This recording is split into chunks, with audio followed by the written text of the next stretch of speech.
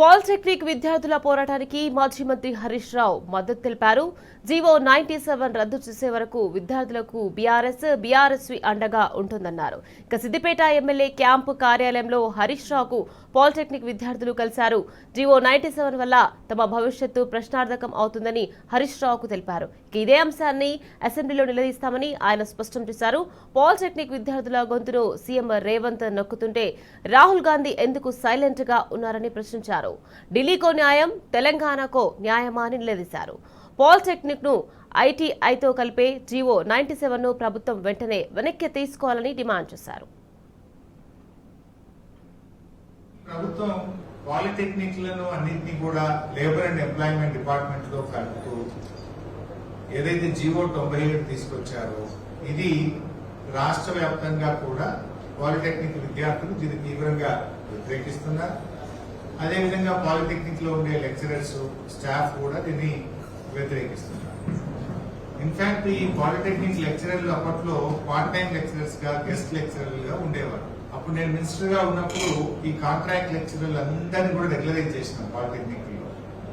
Polytechnic విద్యా వ్యవస్థను బలోపేతం చేయాలని, కాంట్రాక్ట్ లో కాకుండా వీళ్ళు పర్మనెంట్ కావాలని దాదాపు 400కు పైగా ఒకటేసారి కాంట్రాక్ట్ లెక్చరర్లను నేను ఆర్థిక మంత్రిగా ఉన్నప్పుడు చొరవ తీసుకొని రెగ్యులరైజ్ చేయడం జరిగింది.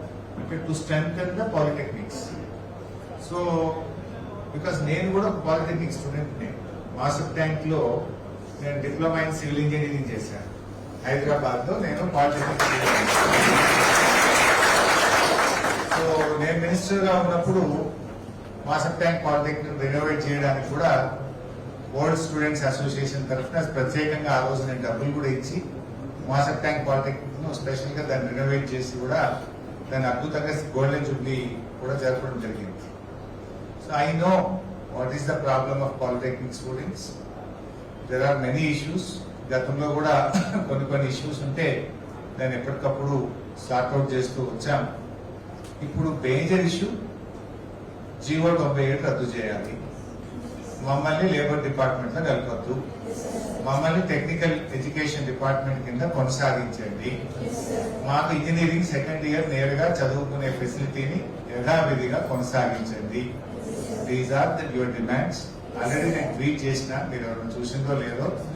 మీరు ఆ రోజు మా పెద్దకోడు స్టూడెంట్స్ మీరందరూ కూడా అక్కడికి మందపల్లి స్టేజ్ మీద పోయి జాతీయ రహదారి మీద మీరు ధర్నా చేసిన రోజు మీ ఫోటో పెట్టే నేను ట్విట్టర్ లో ట్వీట్ చేసిన ముఖ్యమంత్రికి వెంటనే జీవో 97 రద్దు చేయండి, యథాస్థితిని కొనసాగించండి అని చెప్పి మీరు ధర్నా చేసిన రోజే మీ ధర్నా చదివి చూసి వెంటనే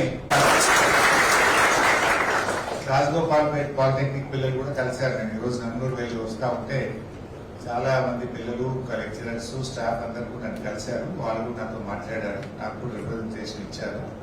డెఫినెట్ గా నేను పూర్తి మద్దతు ఇస్తానని చెప్పి పిల్లలకు చెప్పాను. మీతో కూడా నేను చెప్పేది ఏంటంటే definitely I will support your cause. It's is a genuine cause.